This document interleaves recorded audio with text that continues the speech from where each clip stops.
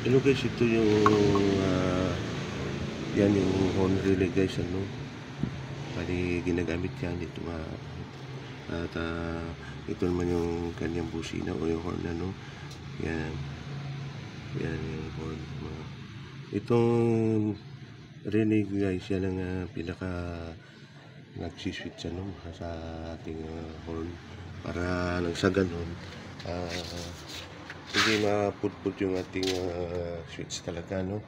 Yung pinaka horn switch na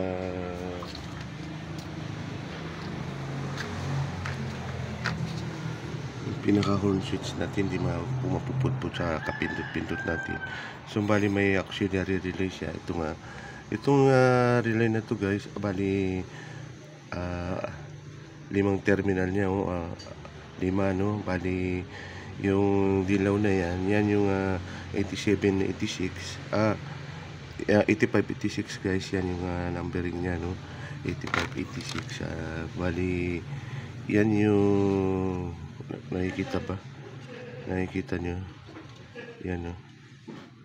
Ito malabo yung camera, yan 8586, yan yung coil niya, no? Yung pinaka yung pag na-energize yan, na-energize to guys, na napasukan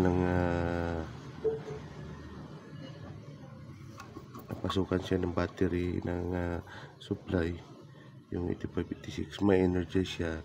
Tapos yung 30 yan yung positive, ano, positive. Tapos bali yan yung pinaka common terminal na once ma-energized yung ating coil ay magko-close siya sa 87, ano. Yan yung 30 pag magsi-switch siya, magko-close yung 38 at 87, ano. So yan yun naman 87A, normally close yun, mag-open naman siya. So yan lang guys, ano, yan yung ating horn relay. Bali although hindi lang naman sa relay nagagamit yan, ano, basta sa mga switching device pwede siya. Ginamit ko rin to sa alternate na relay dun sa nasira na relay ng aking bendo machine, ano, yung pangkarga ng hangin. So nasira yung relay doon. Ito yung ginamit ko na relay, ano, as a replacement dun sa nasira. Okay naman siya guys, ano. Bali ang pinaka-purpose lang naman itong relay ay para mag-switch yung switching ano niya, no. Yan.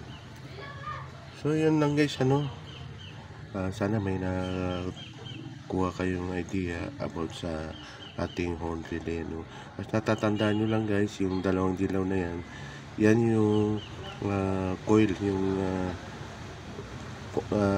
terminal ng coil, ano, na para mag-on siya, ma-energize siya. Yan itatap yung positive and negative, yung dilaw.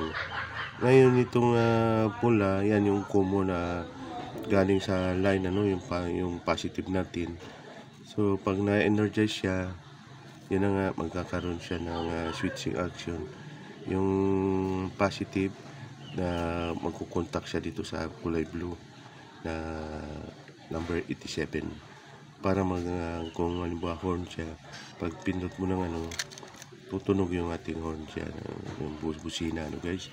So guys, yun lang, ano. Maraming salamat muli sa inyong pakikinig.